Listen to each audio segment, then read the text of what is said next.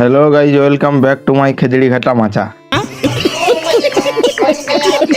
মানে ব্যাপারটা হচ্ছে সিম গাছ, লাউ গাছ আর কাল্লা গাছ একসাথে উঠে গেছে। তো যাই দেখছি একটা শুকনো বাঁশ আগে কাটে বের করতে হোক, তারপরে কাঁচা বাঁশটা আছে। তো তখন আমিও শুকনো বাঁশটা কাটি আর কাঁচা বাঁশটা কাটতে লাগিয়ে গেলাম। তো তখন মনে মনে ভাবছি আর বাঁশটা কাটছি, বলি যদি লাউটা ধরে তখন মাছের ডিমটা দিয়ে একবার ধসাড়ে খাই নেবো।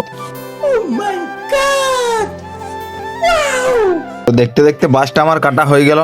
তো বাঁশটা টানিয়ে আর বের করানো যায় না, উপরটায় আছে দমে ঝোড়। তো টানছি তবু আর বাঁশটা আসছে নাই। তো তখন করলাম কি, ভালো করে মাপটা নিয়ে নিলাম, দিয়ে উপরটায় কাটারি করে দাগটা দিয়ে দিলাম, বলে এইটার মাপেই খুঁটিটা হয়ে যাবে। তো ওইখান থেকে বাঁশগুলো আনে আর খামারে ফেলে দিলাম, বলে এইখান থেকে নিয়ে যাবো আর মাচাটা করবো। তখন মনে মনে হচ্ছে যাক বাবা বাঁচলিয়ম। তো তোমরা নিশ্চয়ই দেখতে পাই গেছো, কাঁচা বাঁশ আর শুকনো বাঁশ মিলিয়ে পরে মাচাটা করে দিলাম। তো শুধু মাচারই 3 রকমের সবজি আছে তা লয়, এখানে বেগুন গাছও আছে, পিঁপড়া গাছ আছে, লঙ্কা গাছ আছে, শসা গাছ আছে, পুঁই গাছ আছে।